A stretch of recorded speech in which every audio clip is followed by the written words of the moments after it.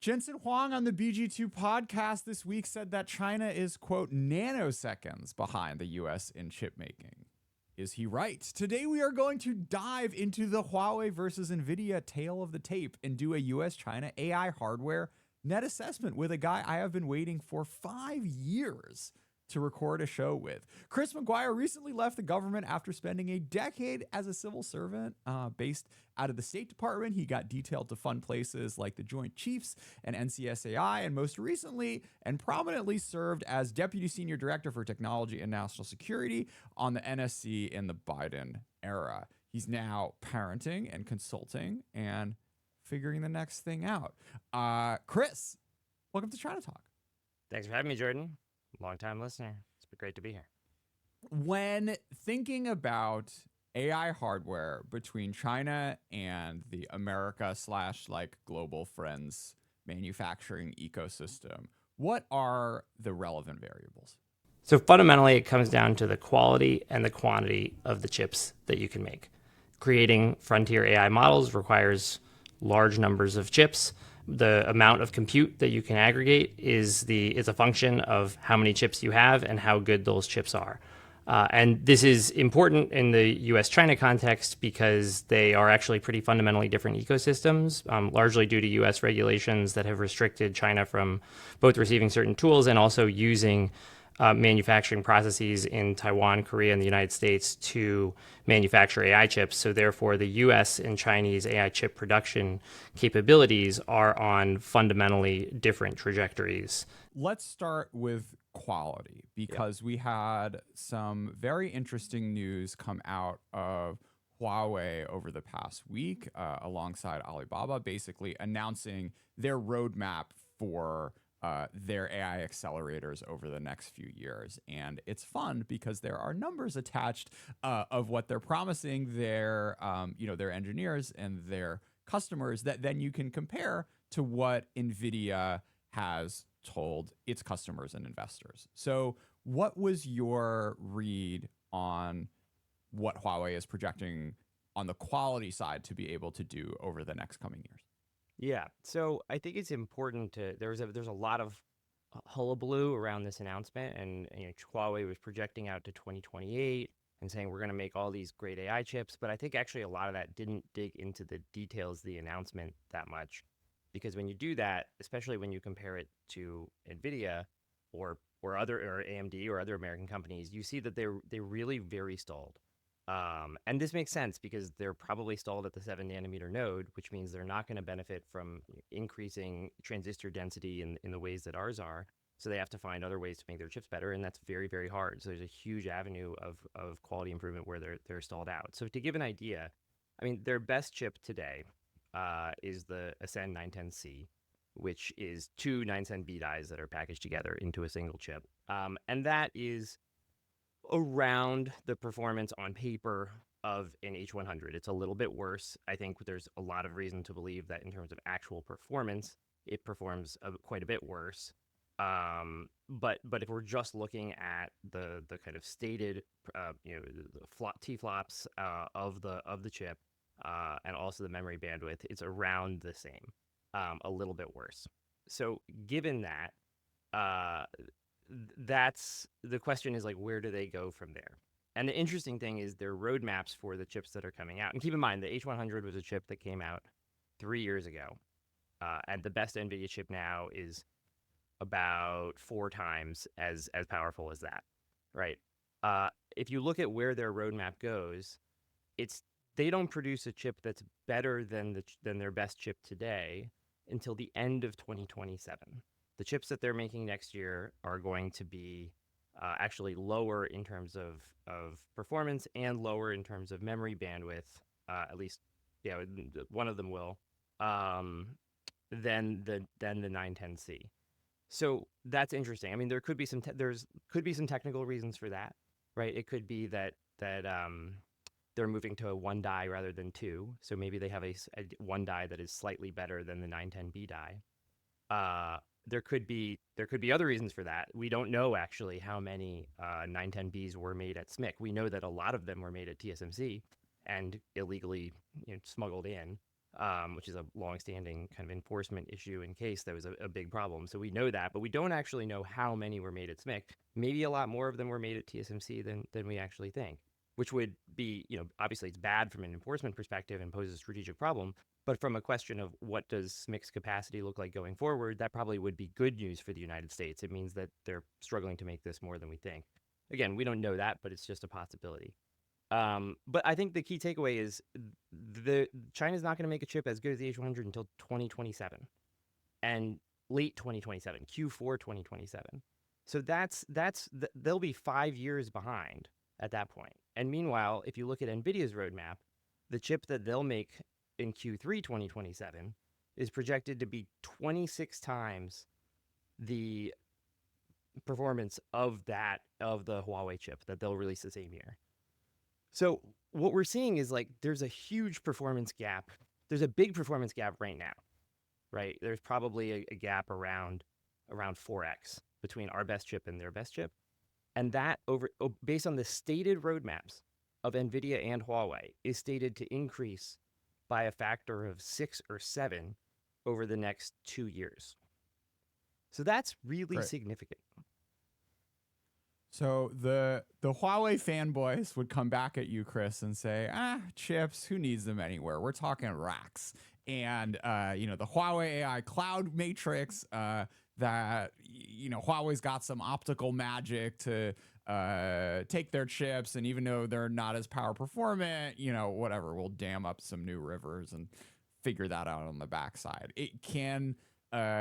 just from a quality perspective, how much can you make up the gap, abstracting up one level from chip to system?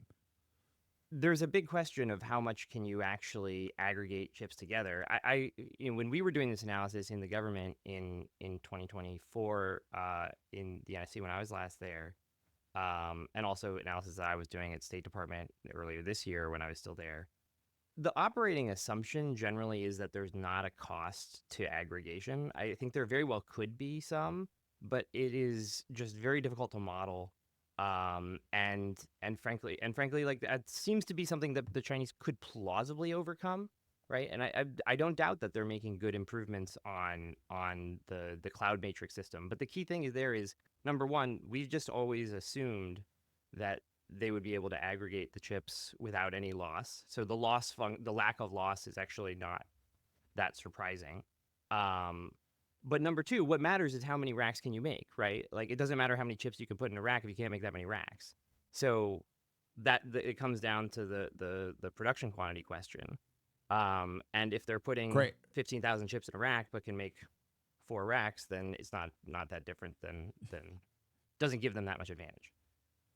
Great. All right. So we've discussed the quality side. I think it's fair to sort of like, there are other design firms in China making AI chips, but I think we can kind of round them down to 0. Like no one is going to be doing stuff like dramatically better than Huawei anytime soon. I think it's fair to say. So with that in mind, let's turn to the quantity side of the ledger. Where do you want to start us, Chris? Yeah, so I mean, look, this is an area where there's some fierce debate publicly, and I know that Commerce put out a number that said they're going to make 200,000 chips this year. There's many others that say they could make millions of chips this year. There's the legitimate uncertainty here. I think personally, I would say if the government put out a number, there's probably a good reason for that. But that said, let's entertain the uncertainty. The number of chips they can make is a function of what their yield is on the fabrication, what the yield is on the packaging, and their allocation of AI chips to other 7-nanometer needs like smartphone chips, et cetera, where there's obviously huge production and also, frankly, they do have a huge interest in having a domestic smartphone industry, as I think we've seen that they make over 50 million smartphone chips a year. So you kind of combine all that, and the question is how many can they actually make? Now the key, my takeaway from the Huawei's roadmap is that because they are not getting significant scaling advantages on chip quality, which again makes sense given they're not going up in node, and they also face other significant constraints that we haven't even talked on yet on kind of HBM, and they'd have to supply that domestically, et cetera. But because they're more or less stuck on chip quality and they're going up very slowly, they have to massively ramp production quantity in order to compete with the United States. I mean, they're probably, it's unknown where they are right now, but let's say that they're 10x behind us. I think it very well could actually be closer to 50 to 100x. If if the gap between us is then increasing by a factor of 6 or 7 over the next 2 years, absent significant, they're going to have to make up their 60 to 70x times production, assuming they're at 10x, to reach our level of aggregate compute capability. Right? That's probably impossible. So just the quantity that they would need to scale to is so high that it presents some pretty significant strategic problems. I think this is the key distinction that folks, when they try to make the EV or solar or even telecom analogy, don't price in, is like you have the entire weight of the global global capital now pouring in to Nvidia chips manufactured with TSMC. And that just will, and that is not the same. That is not the same with like Nortel and Ericsson, or Ford just like not caring about EVs, or solar companies like kind of barely not even existing in doing manufacturing in the US. Like, we are ramping on both a quality and quantity perspective, like the fastest, at a truly like world historic scale. So it's not that China is competing with like a zombie industry in the West, or something that China has identified as what is the future that the West hasn't. They, Huawei and SMIC are having to compete with like the flagship of global capitalism at the moment, and that is while having the challenge of, there are loopholes, there are challenges with the export control regime, but the fact that you are not allowed to get tailwinds from TSMC anymore, or there are some hiccups in what tools you are and aren't allowed to buy, just makes it a really tall order to kind of replicate all of this domestically at a scale when you really are competing with the rest of the world as a collective unit. Yeah, I think that's exactly right. It is not all those industries where we have they've been able to leapfrog us in production, or we have kind of ceded our interest to China. This is the linchpin of the global economy right now. And not only do they have to catch up from way behind, but they also have to do it without the equipment that we're using. They have and the equipment that we're using, to be clear, that the Chinese don't have, are the most sophisticated machines that humans have ever made. So actually, there's a logical argument here that, hey, China's really good at indigenizing stuff, right? They're great at it, right? We've seen this over industry after industry after industry. But actually, this is the single hardest thing on earth for them to indigenize, because the tools that they have to use to make the chips are the thing that they can't access, and those are the most complicated machines on earth. Like, they could actually do everything. It's logically possible they could indigenize everything on earth except for an EUV machine. Not to mention many of the other tools that are also very sophisticated that are used in the production process. So that's why this is a unique sector. And look, we have to be on guard because it's super important, and frankly, it is the foundation of U.S. technological supremacy, and it's probably an area where we should take very few risks, because if this one goes away, a lot of other things follow from there, and it becomes very problematic. But we actually are protecting it decently right now, I think.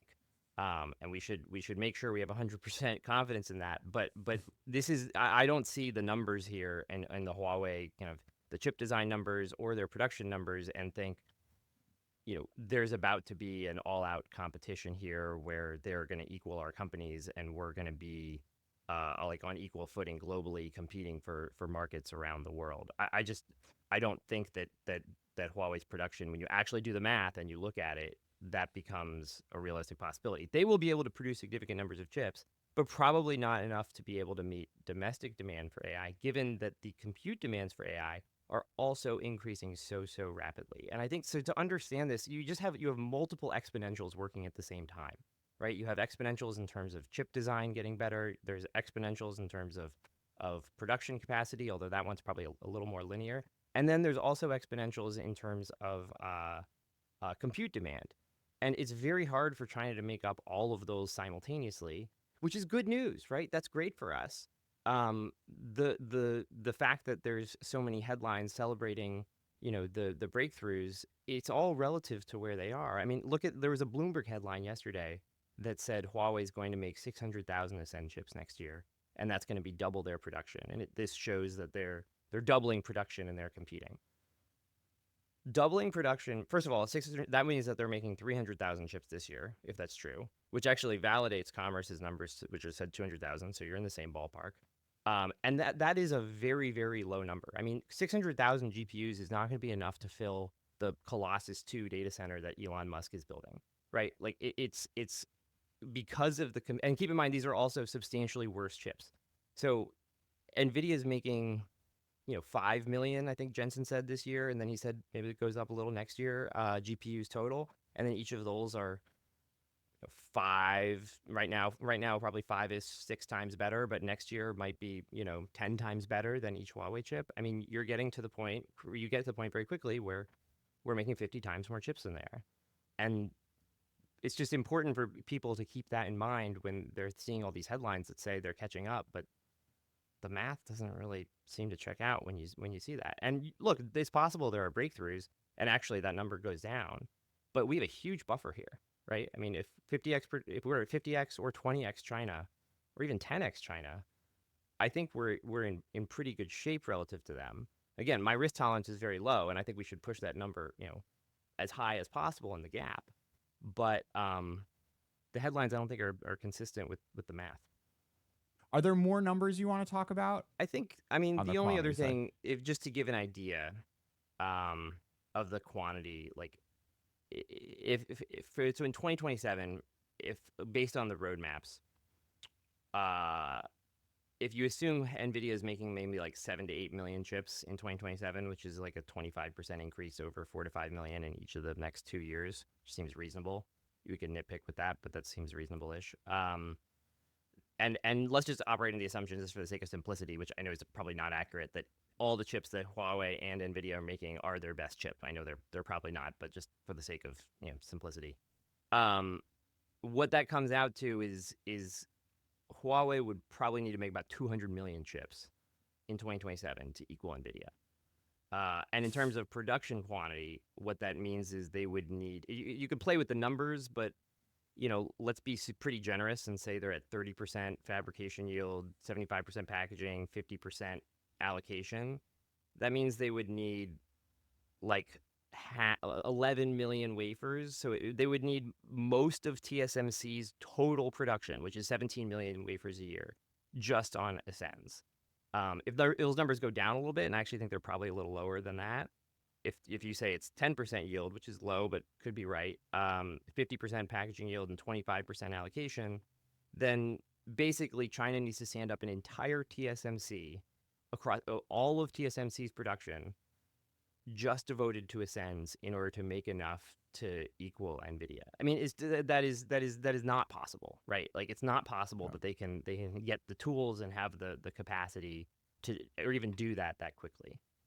Is this the right variable to be focusing on, like Huawei total production versus Nvidia total production? I mean, Nvidia, sells to the world, not just to, well, I guess maybe not to China, TBD. But it's not like from a national power balance from a balance of national power perspective, like should we only be counting the GPUs that are in the US? Should we only be counting the GPUs that are in US owned hyperscalers? Yeah, that's a fair question because look, maybe we are providing for the world and they're providing just for themselves. Now, again, I think that there's a lot of debate and concern about, is China going to be able to export AI to kind of compete with us globally, which is absolutely something that we should think about and consider. But for them to do that, they still need to fill their domestic market. Their domestic market is going to be huge. Our domestic market is huge. A huge percentage of Nvidia's production is going to the U.S. market right now. I mean, we're at well over 50% of global compute. So even if you kind of slice it up a little bit and say, okay, China's just going to put all these efforts into a single firm. They're not going to do anything internationally. Like, yeah, okay, at that point, does that give them the capacity to maybe support like one AI firm to be a real competitor, just in the Chinese market? Like, potentially, but again, you're talking about significant constraints on their ecosystem there. It's going to be very, very hard to compete with our kind of robust and dynamic ecosystem at that point. Um, and it's still going to be pretty difficult, and that's kind of giving them a lot of assumptions. And also, as the compute continues to scale, it's scaling faster than China can scale production.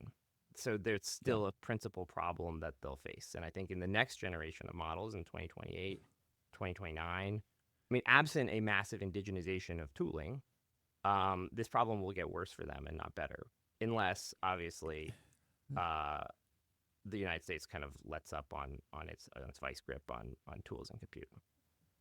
I think it's just such a kind of like wonderful irony that America has been beaten on scale on so many industries over the past few decades.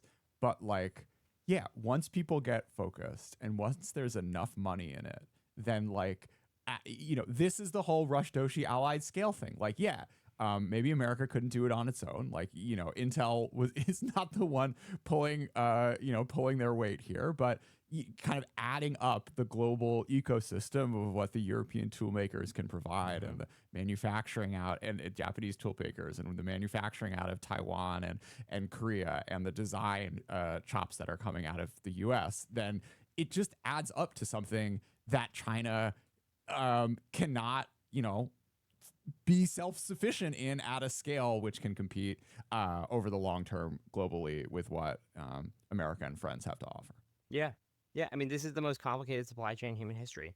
And again, they're very good at indigenizing supply chains. They've done that in numerous industries. But just like tooling, if there's one that's going to be the hardest for them to fully indigenize, is this one. And the evidence says that they're struggling. And they're struggling partly because it's hard, partly because the United States, over multiple administrations of both parties, has taken some good steps to kind of prevent them from moving up the value chain. And I think there's actually the Huawei roadmap shows that it's working. It's interesting also because when you look at where Huawei was, I don't think that actually designing chips is the problem. Like when you look at Not at Huawei's all. chip, No. yeah, they're the Ascend 910A in 2020 actually had better specs than the V100, which was the leading NVIDIA chip at the time before the A100 came out, I think. Or I think it was the 910A 2019. Yeah, it's 2019, and the V100 or the A100 was 2020. So there was Huawei would designed on paper the most powerful AI chip in the world in 2019, and they made it at TSMC. And what's changed? And then they didn't make any AI chips until 2024 because they got cut off from TSMC, and then the chip that they made was substantially worse. What's changed is that they've been forced to rely on their domestic production, which has been very, very hard for them to scale on a quality perspective or a quantity perspective to compete with the West. Chris, cards on the table. I find this very compelling. You're a lot of your assumptions you're taking from Huawei bulls. I think the sort of 600,000, 700,000 estimate is something that Dylan Patel wouldn't disagree with. It's like basically something he said in his own piece. But the sort of headlines that Huawei has been able to generate from its reporting, from like literally having 100 chips in Malaysia to that being something that White House officials are tweeting out, being like, China's expanding abroad. What is it about Huawei messaging, American views of China, lack of technical sophistication among reporters? I mean, how have they been able to build themselves up as such a heavy hitter in this space when they're really in kind of like single A compared to the TSMC and Nvidia ecosystem? Yeah. So, like, the first thing I'd say is I don't think there's a good enough understanding of how good our chips are. You could say maybe there's not a good enough understanding of how bad Chinese chips are, but I'd flip that, right? Nvidia is an amazing company that's doing amazing things, and they're producing unbelievably powerful chips that keep getting better every year. And they're also increasing the rate at which they're coming out. They were previously on a 2-year cycle, now they're on a 1-year cycle, right? And there's a Yeah. reason why the demand for these chips is completely through the roof, and why they've become the most valuable company on earth, and why all the next 5 most valuable companies all are scrambling over themselves to get their product, because they're really good and no one else is able to do what they do. And no discredit for AMD and others that are also making great chips. Like, American companies are doing incredible stuff in this space, and I think that's not fully appreciated. When you have Jensen Huang saying, I'll just run the clip. Some of the things I heard, they could never build AI chips. That just sounded insane. 2, that China can't manufacture. China can't manufacture? If there's one thing they could do is manufacture. 3, they're years behind us. Is it 2 years, 3 years? Come on, they're nanoseconds behind us. Nanoseconds. Yeah, they're behind us. nanoseconds behind us. When you have him saying that China is nanoseconds behind him, I mean, it's just not true. And he knows it. And his engineers know it. I'm sure they've done, teardowns galore of Huawei architecture. And, they know the same thing. Like what you're saying, what you've talked about over the past 30 minutes, Chris, is not secret, right? The reason that Nvidia is valued at $4 trillion is because of that fact. So this is like a widely held opinion. But you have their CEO, because he's trying to sort of shape a narrative that he needs to sell into China. He's just saying something which is patently false. Yeah, I mean that I agree. It's patently false. And you look at the data, and it's patently false. And look, I will also say, like, everything I was saying was just focused on TPP. And you could make a valid point that, well, look at memory bandwidth. And memory bandwidth is also very important too. And that's what everyone's saying of why the H20 needs to be controlled, which is correct. So how do they stack up in memory bandwidth? And just to say, like, there is still a significant gap there as well. The NVIDIA chips, even looking at the 2 roadmaps, are going to be 4x better, potentially 8x better on memory bandwidth too. So I just want to say, like, for anyone who just says, well, he's just looking at one part of it, if you look across the stack, the gap is increasing. But to your question, I think that we've created this kind of perverse incentive structure now too, where when we said, well, you can't export, like, this is the line, you just can't cross it, end of story, is a little just more simple. Like, that's the line, that's it. And that was the kind of as large of a lead as possible, because you just need to hold the line, and then the gains will compound over time. Now that the logic has changed, where we're saying, well, we can sell chips, but only if they're slightly better than the best Chinese chip. It's created this incentive for industry to completely overhype the capabilities of Chinese chips in quality and quantity in order to allow them to get access to the Chinese market. And that incentive structure, I think, is a little perverse. Now, if there's legitimate, need for it, that'd be one thing. And I understand, if there actually was, massive quantity of these chips, then I think we could, and especially if China was able to fill its domestic demand for AI compute with domestic chips, I think it would be a little bit of a different conversation. And I think we should think about, what should American companies be able to export there? But that's not the world we're in, because of the constraints on their production and because of the increases in AI compute needs. So. But yeah, we've created this incentive structure for companies to kind of overhype China. There is one other element, though, that's significant. We should be real that there's a significant Chinese propaganda campaign about this. I think National Security Advisor Jake Sullivan even said that publicly once in 2024 at an event. That we know that there is. We know that part of the strategy, part of China's strategy, is to convince the West that their measures are futile and that they're not working. And every single time there's a breakthrough, there's 5 South China Morning Post stories talking about how amazing it is and how, China's crushing the West, et cetera. But that doesn't actually make it true, right? That doesn't change the math. It doesn't change the dynamics, but it does. We are susceptible to that, right? Just the nature of our system is such that you're able to, that gets traction here, and math is hard, and it's easy. It's a kind of convenient narrative that also fits the correct narrative in a lot of other industries. So it's easy to kind of convince us that this is just the same, when I think actually, in fact, it's quite different. Let's talk about policy changes that could dramatically allow Huawei, SMIC, and CXMT, the Chinese memory provider, to inflect at a way that would make the multiples that you're projecting Nvidia plus TSMC to be ahead of them different over time. So big, how would you sort of stack rank the things you would be most worried about the West starting to ease off on from an export control perspective in what it could do to the curves and math you laid out? So, I mean, I think it's two things. I think the number one, I think, is something that Dylan Patel highlighted in his piece, and actually something that we haven't even talked about here, but is really significant. Everything that we're talking about, that I'm talking about, actually is just looking at logic die production. And that is a constraint. It probably is a constraint at a higher level, because like I'm giving, let's assume that they can actually scale that at a 10x, it's still going to be, 5, 10x below where we are. But that's something where, okay, maybe they can, use the tools they have and keep acquiring equipment given the regime to build out their fab base really significantly. They're still going to be constrained on HBM. Because the HBM is their number one constraint now. They previously had unrestricted access. They don't anymore. HBM stacked exports have been cut off.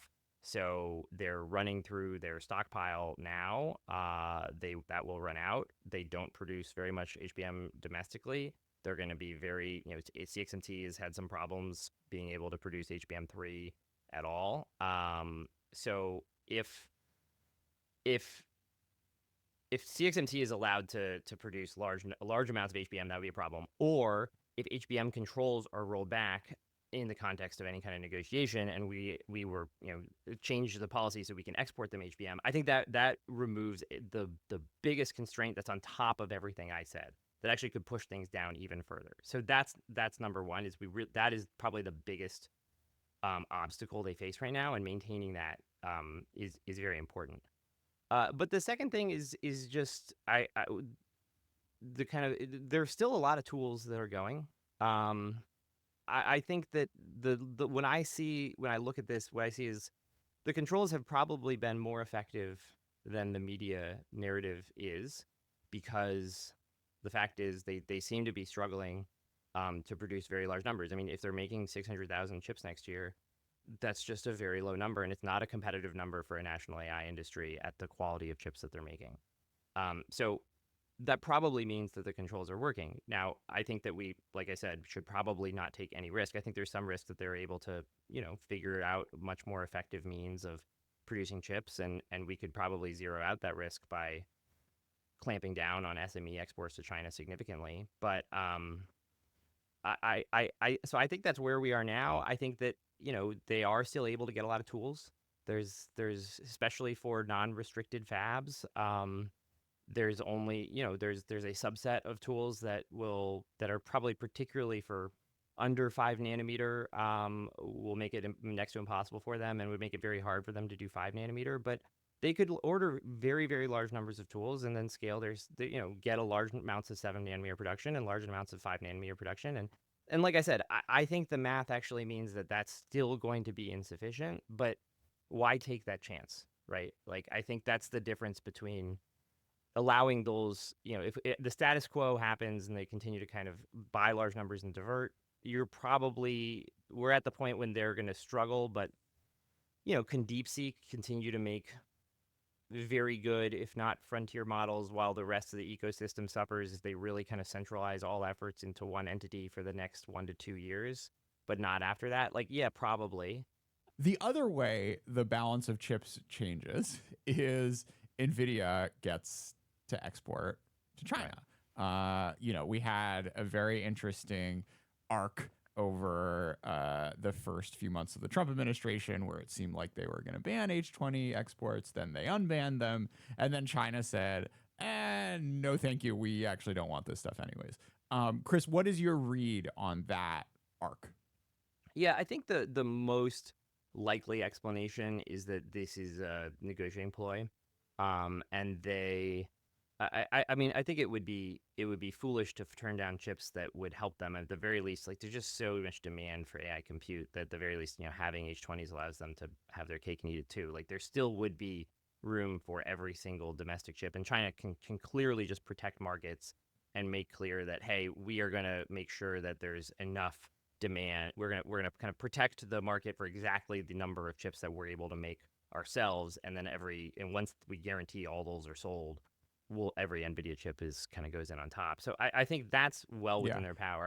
Yeah, and to be clear, like, that is a game that the Chinese sort of industrial policy ecosystem is very well practiced at. Like, we've seen sort of domestic suppliers slowly but surely eat market share as their capacity comes online and everywhere from, shipbuilding to EV to handsets. So that is like a normal thing we see. But I guess the retort then would be, Chris, that all these CNAS papers about chip back doors have gotten to the point that they're just paranoid, and they're really worried that these are the same thing as like Hezbollah beepers or something. Look, it's possible, but if that was the case, then they wouldn't want Blackwell chips either, right? Because there's an equal risk of Blackwell chips having backdoors as Hopper chips. And it seems like they still do want Blackwell chips. So that says to me that the stance on Hopper chips is more likely a negotiating ploy and saying, hey, America, if you're so desperate to send us AI chips, then only give us the best ones. We're not going to take the second best ones because actually we think this is now a point of leverage that we have over you, as opposed to the reverse. If that's the case, we should use that. I think that's a lucky coincidence. And we should just take that and pocket it and go on our way. Pocket it and move on. Right. Yeah. There's also a possibility. I will say there's one other thing. There's also a possibility that they are overestimating their own production. And I mean, if you think about inside the Chinese system, like, do you think someone's walking through this math with Xi Jinping, right? And showing him their numbers versus our numbers, and the fact that because of the differences in quality, like, it's going to be very hard for them to ever catch up. And actually the slopes are working against them on the curves. Probably not. That's not going to be a briefing that in an authoritarian system, people are heavily incentivized to give to the leader, right? Like, they probably want to brief a more optimistic picture. And if that's the case, then maybe the leadership actually does believe that they're going to catch up soon. In which case, power to them. Let's let them try, and we should probably let them try without the benefit of massive amounts of U.S. tooling as well. But that actually I think works in our favor, that kind of perception. Yeah, it was a really interesting arc, kind of when the October 2022 export controls hit, and I remember writing all these articles being like, what's the Chinese response going to be? Like, they're going to hit back on this. This is crazy. And the reporting, at least, was basically like, they were like, all right, like, well, we're fine. We'll figure this out.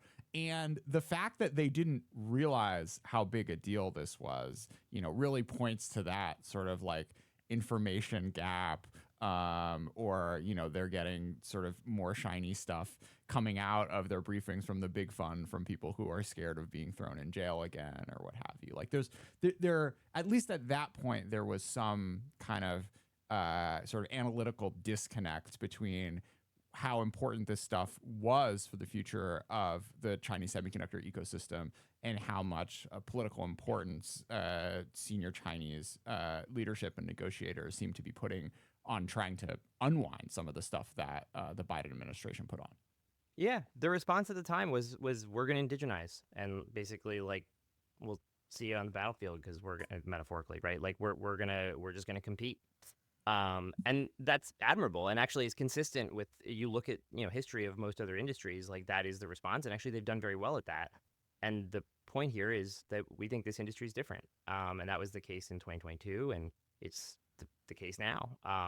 It is the fundamentals of it are different than the industries that the Chinese have been so successful in. That doesn't mean that they will definitely not be successful here, but it's going to be harder, and we can't just assume it given they were able to do it in the past. Chris, what's your read on, why it took until Liberation Day for the rare earths card to finally be put on the table?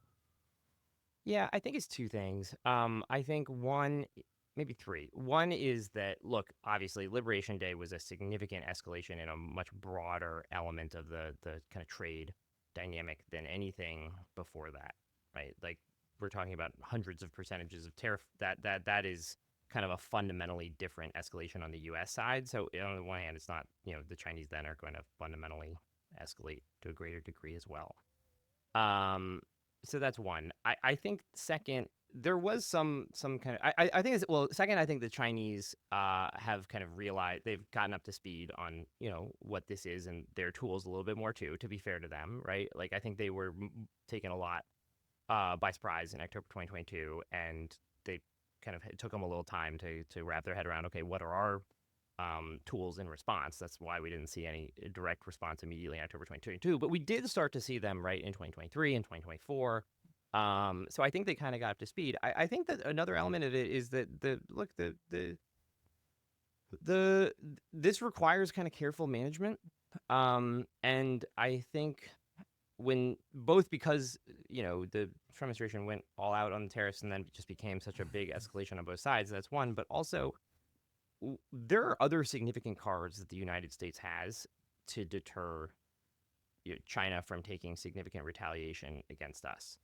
And I think, frankly, the Biden administration did think about that, and there was some careful messaging behind the scenes to the Chinese on this point, making them aware that, hey, we actually have a bunch of cards. We know we're doing this. We have these actions in this space. They're all consistent with our original objective. We're very clear with you that this is the kind of course of action that we intend to take, and we're continuing down that path. That doesn't preclude various other actions that you and activities that we're talking with you about.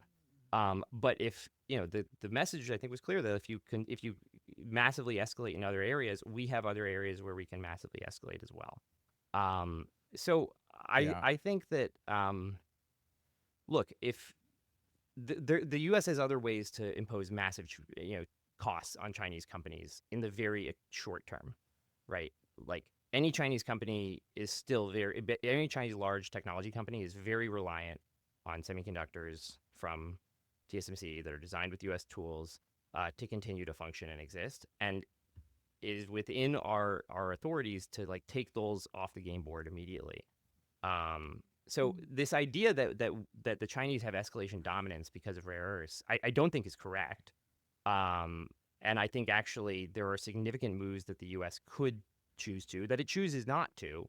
But I think that those should probably be, if we're not willing to use those tools or even talk about those tools, or the Chinese don't perceive that we're willing to, then it becomes a lot easier for them to escalate on rare earths and kind of get escalation dominance over us. But the fact is, look, major export controls against major Chinese companies would be massively painful for them, right? Obviously, also, cutting any Chinese banks off the U.S. dollar or anything like that, massively painful for them. So, we definitely have escalation dominance. I don't think we've been willing to use it, and that has reversed the dynamics here, but it doesn't, again, the fundamentals actually massively favor us. Yeah, I mean, I won't ask you to talk about this because you were in government at the time, but there was a lot of reporting that the Trump administration was surprised that sort of rare earths were thrown on the table. And I don't want to say shook, but I'm saying shook, that all of a sudden, you had oh, wow, this is actually bad. We need to get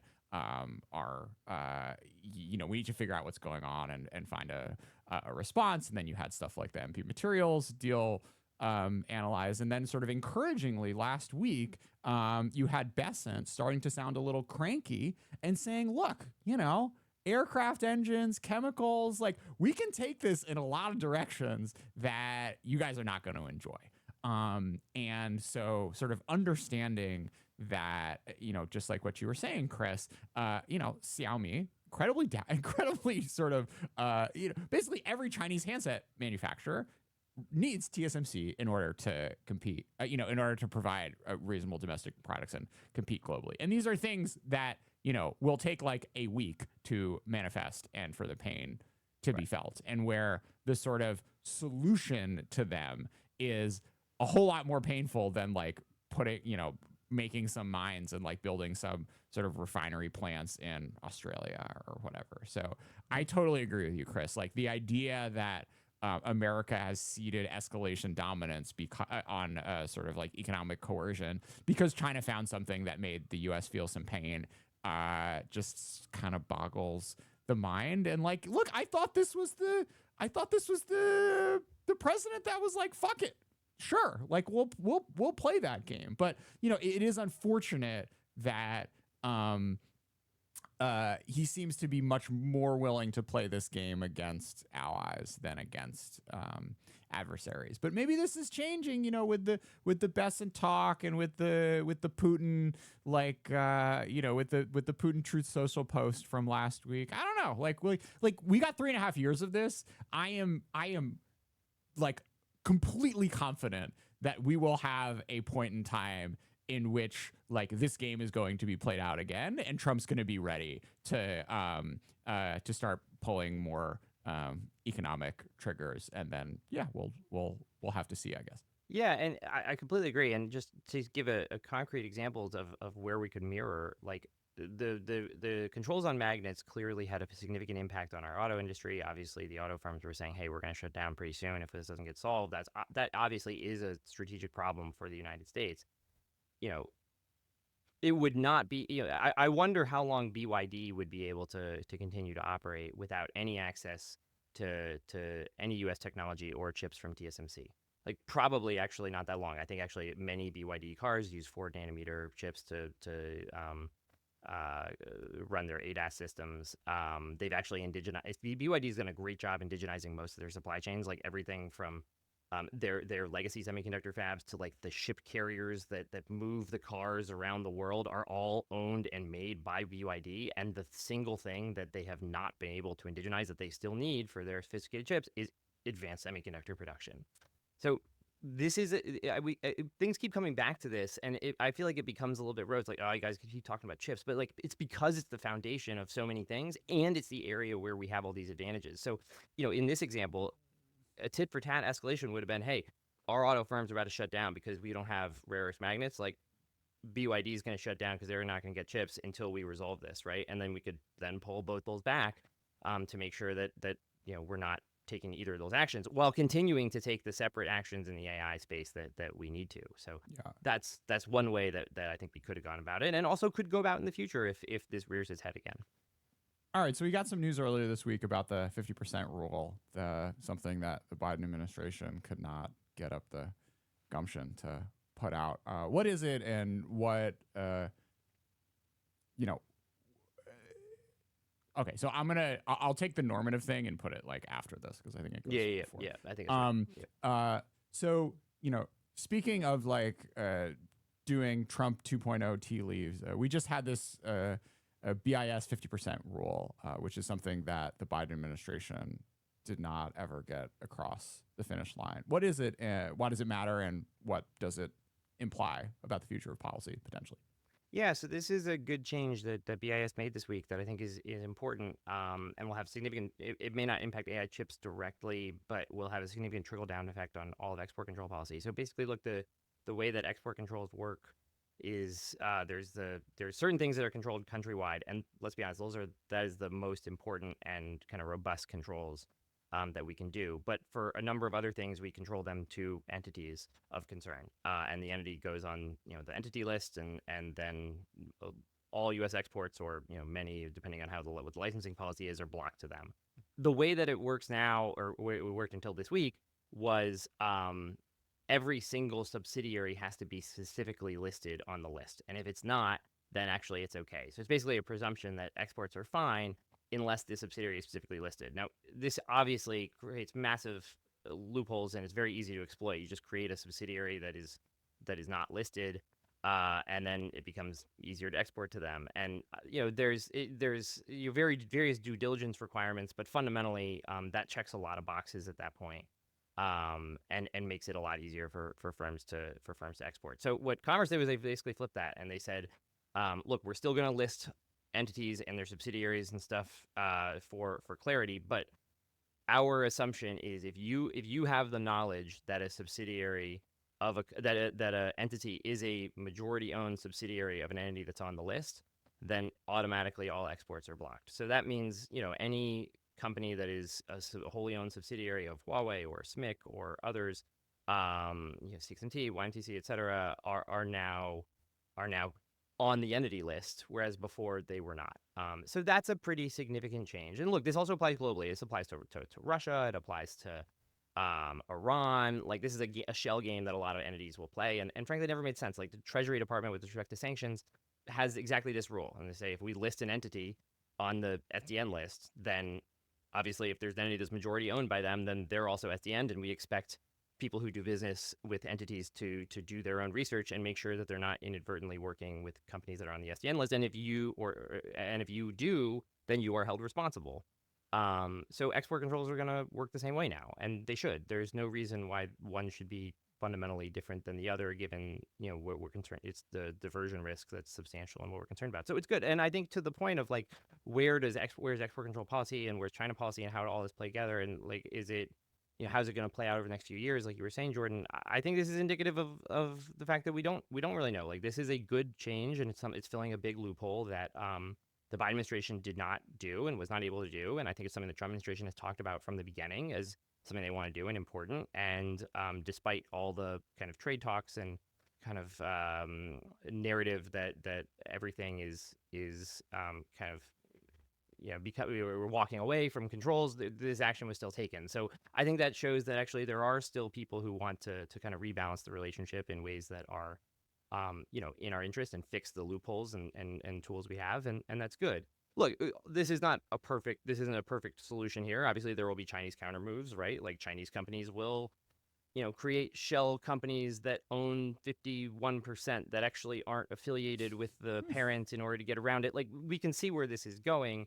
But, so there still will be that whack-a-mole game. And that's why technology-based controls are going to still be the most important thing, because that's the only way we can really be sure that we're not playing that whack-a-mole game. But at least when we are playing it, this will make companies think twice. It will increase the amount of due diligence that's necessary, and it at least closes some of the very, very obvious loopholes that were being abused as of last week. So, Chris, what is your thesis on the loopholes and the fact that we would record ChinaTalk podcasts about them, 3 days after the regs came out, and then they would get changed maybe or not 6 or 12 months later? Yeah, lived a lot of that. Like, it's you don't have to answer it. No, I'm happy to answer.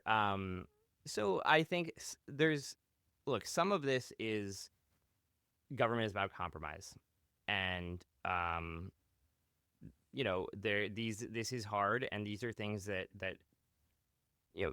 do have either have significant impacts on U.S. businesses, or at least the potential impact is very high, and there's a lot of kind of lobbying from businesses, and also it's something where with the government. It's one thing when you're on the outside and you're kind of able to throw stones, and I think it's when you're actually kind of making the decision that's going to kind of fundamentally reshape industries and economies. It's people are careful, particularly Democrats, are careful and deliberative, and that means that the default is being a little more cautious, I would say. So look, I think I would say, like, the totality of the approach that has been taken in this, and has been taken bipartisanly in Trump 1 and Biden administrations, was actually a very assertive and very different policy than the United States typically takes with respect to kind of technologies or economics issues.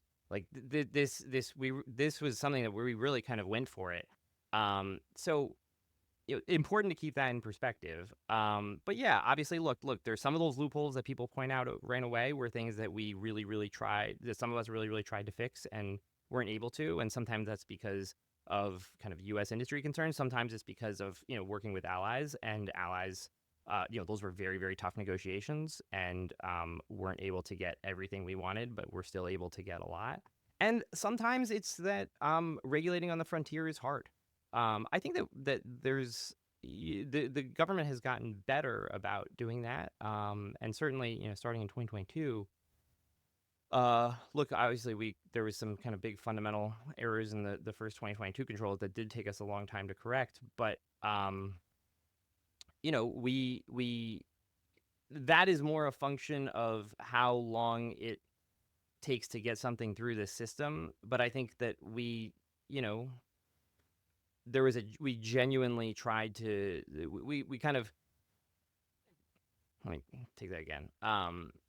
I think the controls in 2022 had some loopholes that were a result of technological developments that happened while we were developing the controls. And that is something that is going to happen in this space, and the government just has to be nimble in responding. I think the failure on the government's part with respect to those controls was less the initial whiff, because I think that's something that will happen.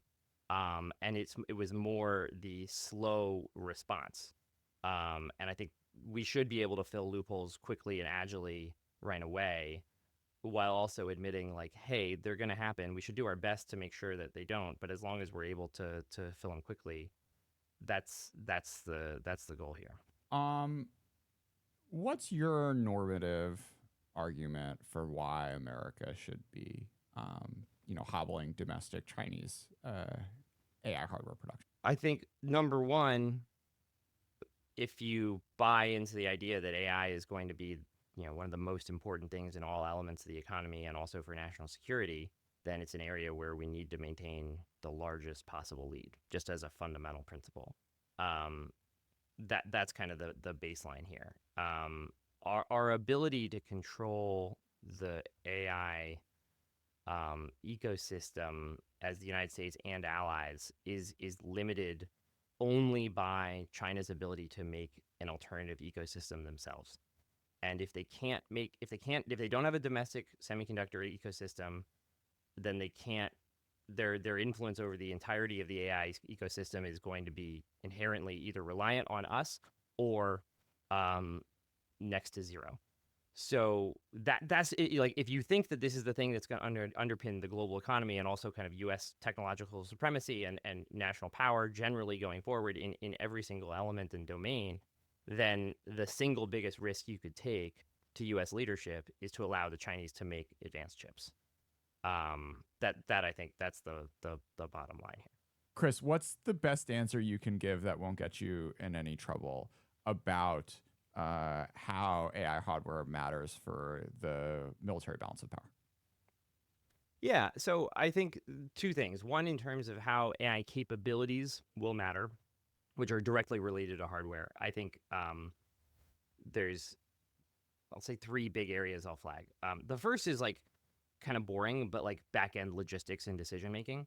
Back-end logistics and decision-making is actually the thing that the U.S. military is like the best in the world at, right? The reason that we're able to get kind of munitions on target anywhere in the world in 24 hours is partly because we have actual like amazing capabilities, but it's also that we just like are really good at logistics. We are able to kind of position tankers around the world and they know exactly where, right away. And we have a lot of experience at this, et cetera. And we do a lot of like training and drills.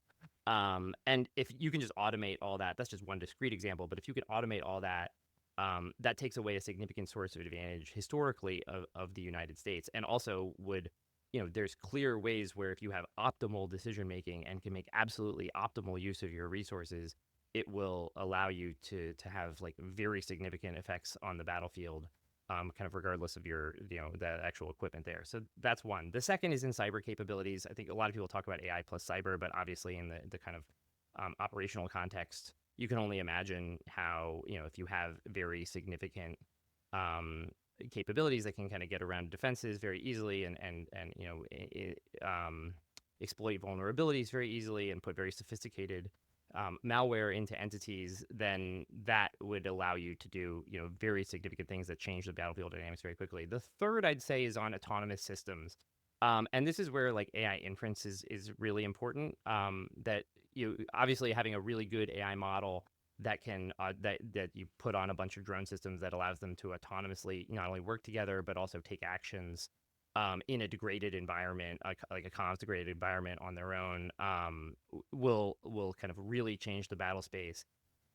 But also, like, you're probably gonna need like massive inference capabilities in order to do that, right? The number of like queries that are going to be happening, especially if it's on the edge, you're going to need all these to be kind of processing these inference queries like actually on the system, or if it's not in a comms grade environment, they're all going to have to be going back home constantly, and that's going to require like very big inference clusters, because all of the, if we're talking thousands, tens of thousands of drones, like all of these are going to be constantly having very inference heavy requests on the AI models. So you're not only going to need a sophisticated model, but you're going to need a lot of infrastructure to support the compute needs of your battlefield on the field.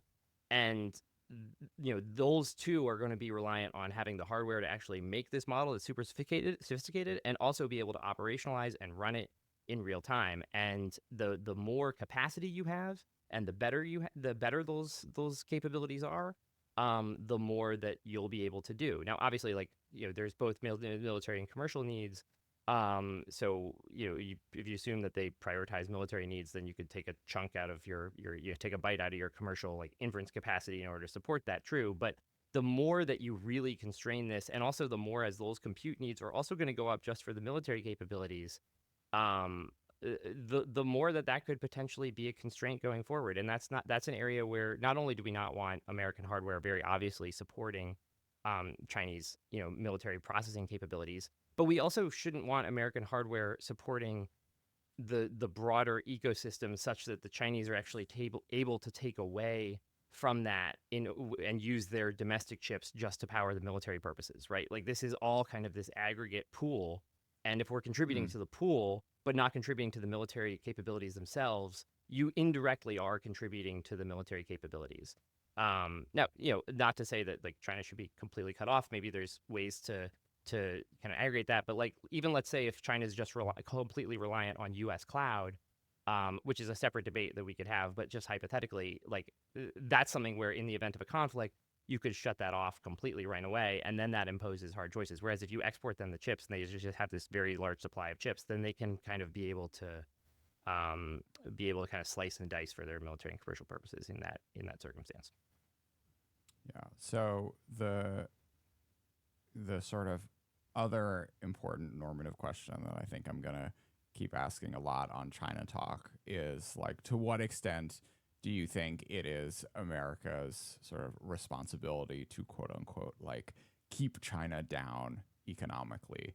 And I think it's a bit of a false question, because as you just said, Chris, if this is really the thing you are most worried about, then yeah, let AWS sell sort of access to NVIDIA chips into China from, data centers in Malaysia, and you'll figure out the latency, and if you want, and then sort of the visibility that the US has on what that's being used for, whether it's, optimizing grocery logistics or optimizing PLA logistics, is something that you can look at. And exactly, in the event of a conflict, then you don't have this sort of strategic resource that you are able to mobilize against American interests. But I don't know, maybe more broadly, like, given that this is a sort of spectacularly dual use technology, how do you sort of think about the, like, America's just trying to keep China down dimension of what has been happening in this competition from a control side? Yeah, I think I completely agree with your point that this is a little bit of a false choice, because there are ways to manage the competition such that we, provide access, if that's your choice, right, to provide access to the full American AI stack. And by full, I mean, U.S. chips on U.S. cloud, potentially running U.S. models, to the Chinese in ways that allow them to benefit, economically, but at the very least give you the lever in the crisis. There's a separate question, like you said, on whether or not we should, given the dual use nature, if that's even a good idea. Look, this is a really hard dynamic because actually, I think in some ways, the policies that we're taking are not necessarily, they actually have historical precedent, right? Like what we're doing in some ways here is we're preventing adversary access to supercomputers, right? And that is has been longstanding U.S. policy, right? The United States has long controlled supercomputers to the Soviet Union, and there were some efforts to kind of collaborate, but they involved pretty intrusive verification measures, and that's an area where we have on compute processing have always doubled down. The difference is that supercomputers are now available in a box off the shelf from you know Nvidia and AMD and others, and that's the dynamic that we're responding to. Is what do we do in that circumstance? Whereas previously, like it had to have them built at U.S. national labs, and it required all sorts of specialized expertise, and et cetera. And now they don't.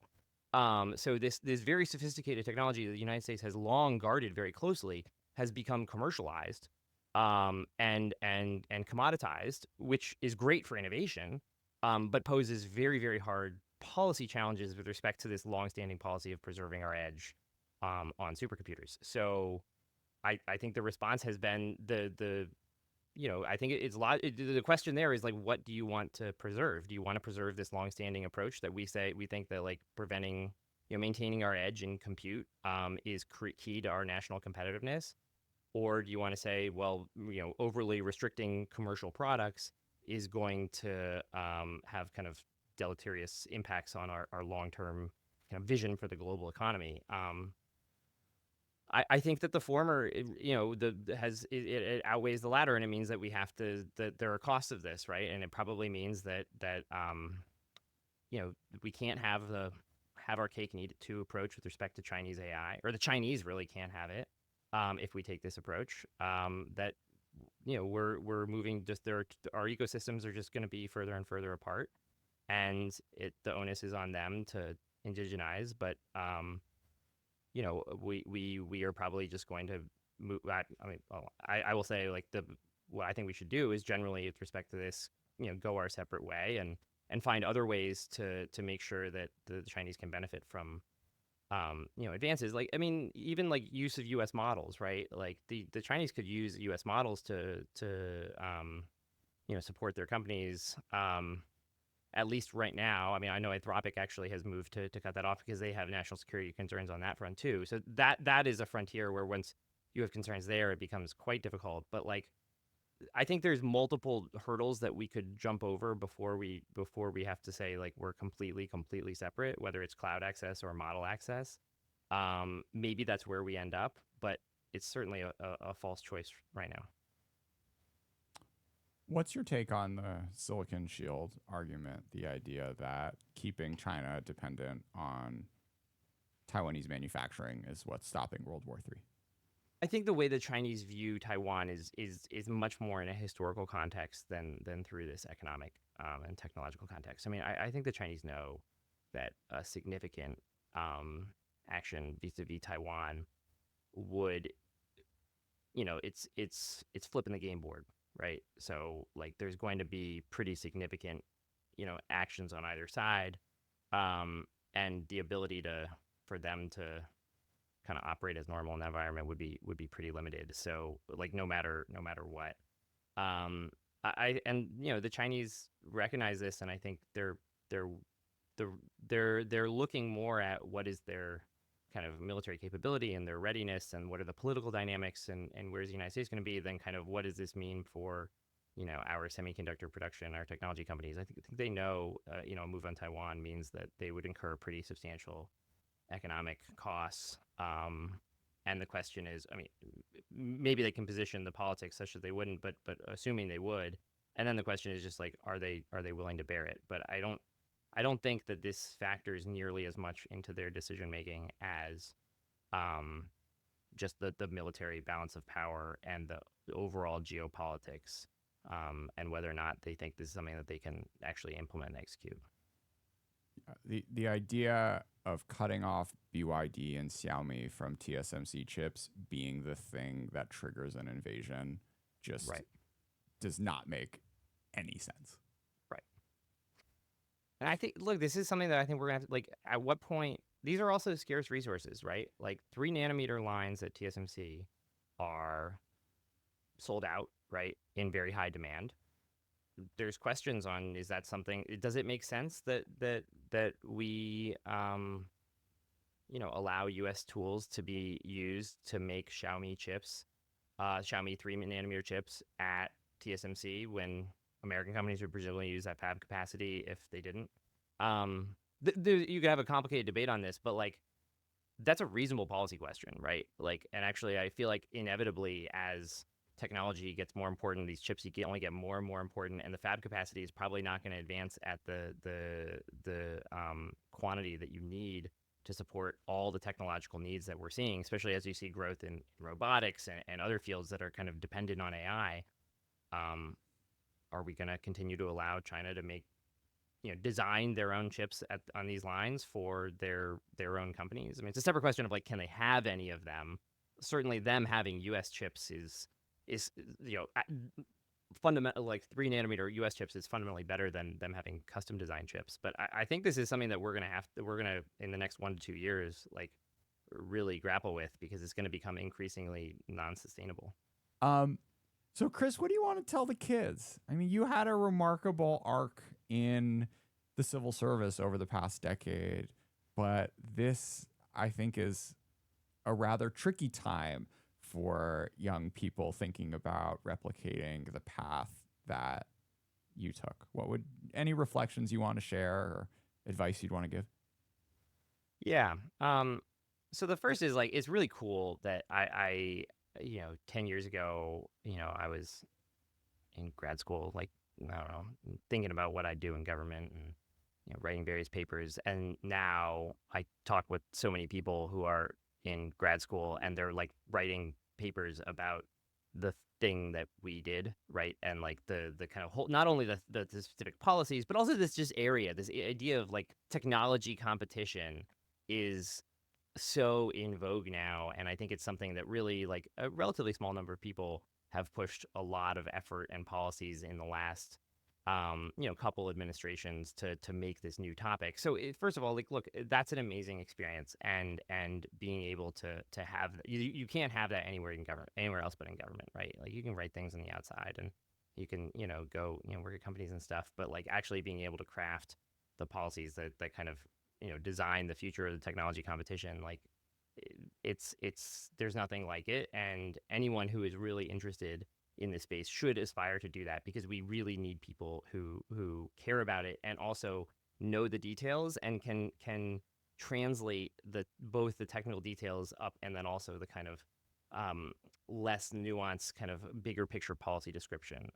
So if you're interested in that space, please don't look at the any kind of current headlines or whatever and just say like, well, I shouldn't do government. Like, we could think about how best to position yourself and how to what angle to take. But we really desperately need people. I think that the government also, like, obviously it's a tricky moment for the civil service. And look, I dealt with my share of very, very good and also very, very bad civil servants. So I recognize that there's a wide spectrum of capacity there. But like, I do have big concerns about the government's technical expertise, particularly on these topics. Not export controls alone, but just anything with respect to AI and semiconductors, and also future forms of computing and quantum computing and things like that. Like, it is hard to get people into government that actually know this stuff and care about it and can connect the dots on this in policy. And the government really needs to prioritize getting those people and keeping those people. And I think there's always lip service to that, but it's not happening.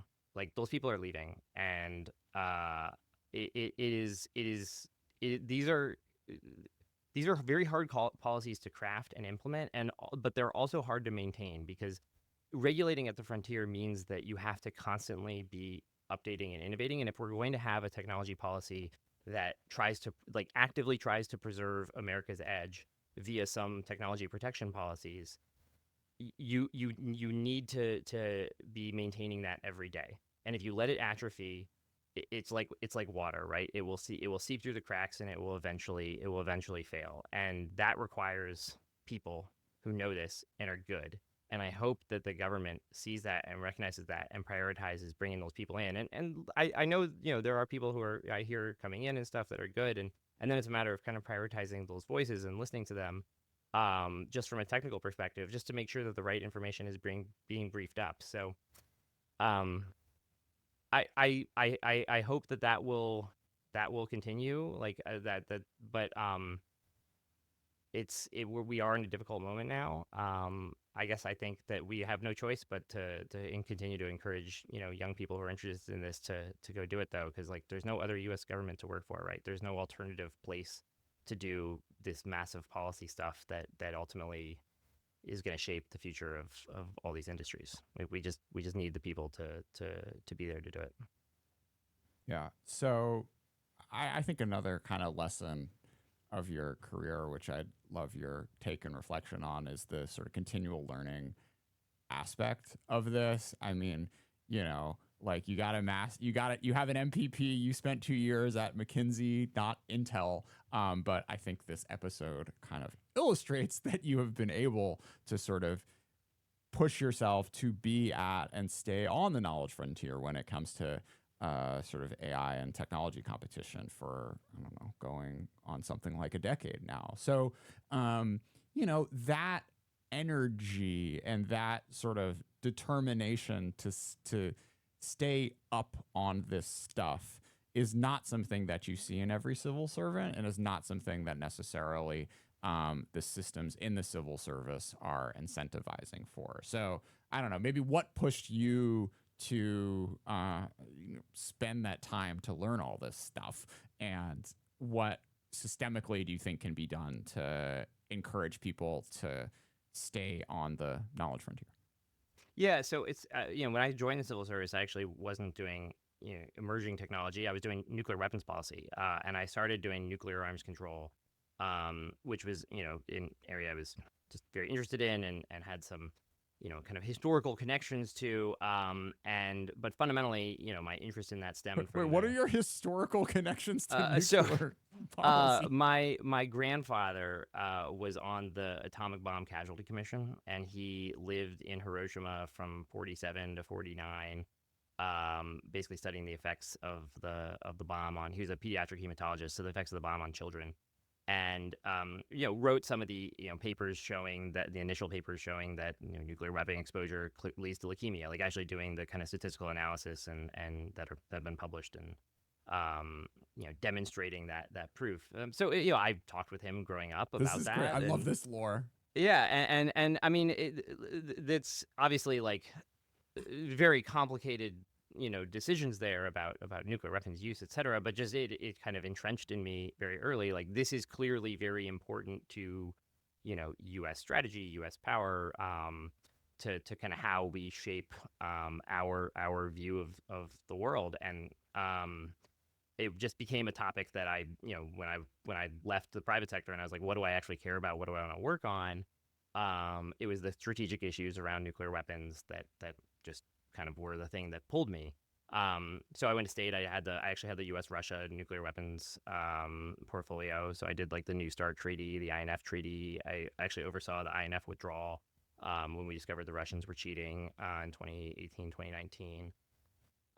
But it just became apparent to me that that was last century's strategic competition, right? And the next century's is in emerging tech. That the kind of the same, like,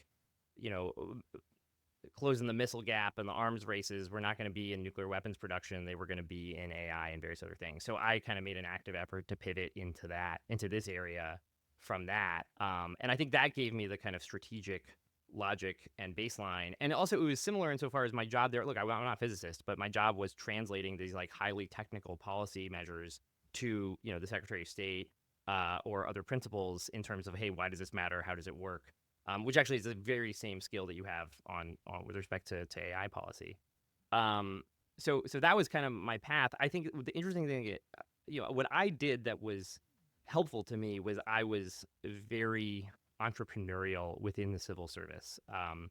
And what that meant was I was kind of constantly seeking out the next opportunity, and something to kind of push myself forward and learn more and, also move up. And that's actually not something that, at least in State Department civil service, that is like structurally encouraged.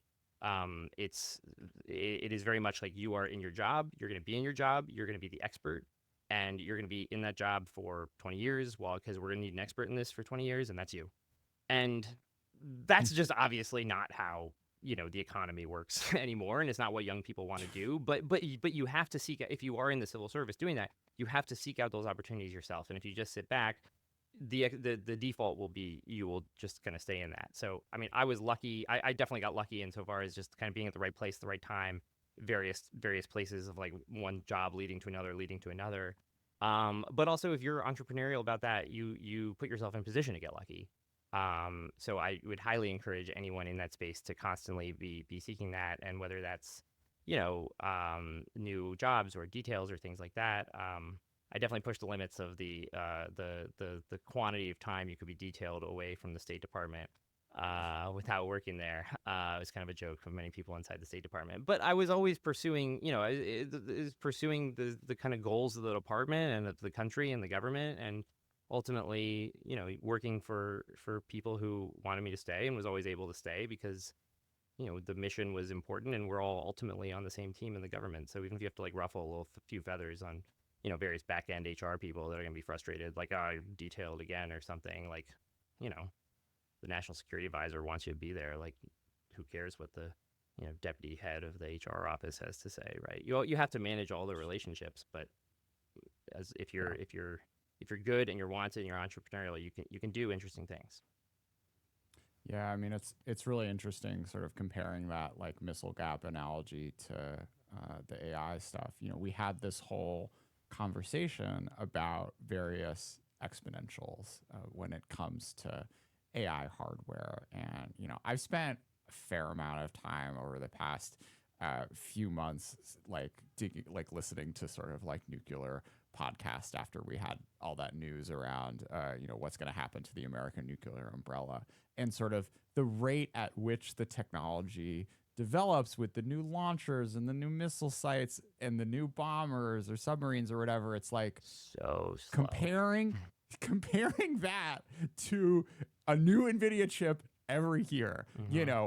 4 AI video models dropping this week. It's just like, like I'm sure it was blowing people's fucking minds clearly blew people's fucking minds in the 40s. And then 50s, 60s, 70s, there's still sort of ranges of outcomes, and it was kind of unclear who was going to be able to scale up production and delivery weapon systems now. But it's just like the amount of dynamism that you look at with the emerging technology stuff versus the kind of like, nuclear missile second strike dance is just apples and oranges in the 2020s. Yeah, it's different. I think I have to think a little more here, but it's interesting to think back. Like, I think there were some really crazy ideas that were out there in like the 50s of just like, let's put nuclear reactors in everything, right? Let's put them in cars. Let's put them in airplanes.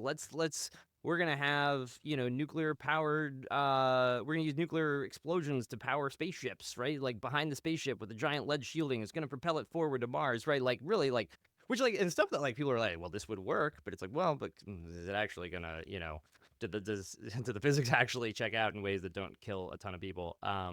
So I think there was a lot of crazy dynamic thinking in that space, but less manifested in the physical world. I think the manifestations of the physical world were slower, but pretty significant, I think, still in like the 40s, 50s, 60s, not at this time scale. I do think that because with AI, we have yet to see many of the physical manifestations of these advancements, it's still not real for people, right? But like once we start to, especially, once you get, more capability advancements and then more in the robotic space and then the coupling of that, that's going to be real. Just on your nuclear weapons point, like, look, I actually think there's a real strategic issue here where we have our procurement timelines for nuclear delivery systems, which are super, super important still, and like underpin our deterrence architecture, are 30 years. And how confident are we that those systems are going to fill the need that they fill today in 30 years, given advances in AI and technology? Like, how confident are we that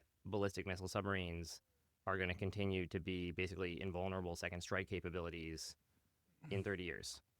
Are they going to be undetectable still? I don't know, but there's it's not that hard to imagine, you know, advances that would make it much easier to detect those assets that in ways that you can't right now. And then what does that mean for our strategic calculus, right? Like I don't know. These actually, I think there are synergies here that are concerning that I think we probably should do a lot more thinking through. And I think the debates on some of the or at least another episode of ChinaTalk. sure, well, Chris. yeah, This is our, we this is collectively our bare should do minimum. that. But yeah, there obviously, look, there are people who are thinking about this, of course, but I generally question if our I don't know, are we going to be at the especially kind of, I don't know, given Pentagon procurement timelines and things like that, like are we going to be at the frontier of responding? I'm not sure. All right, so I feel like this is our cutoff moment. Next episode we'll have Chris on with a stealth guy, talking about just what the future of AI hardware holds for that leg of the triad. This was a pleasure. Thanks so much for being a part of ChinaTalk, Chris. Thanks again, Jordan. Appreciate it.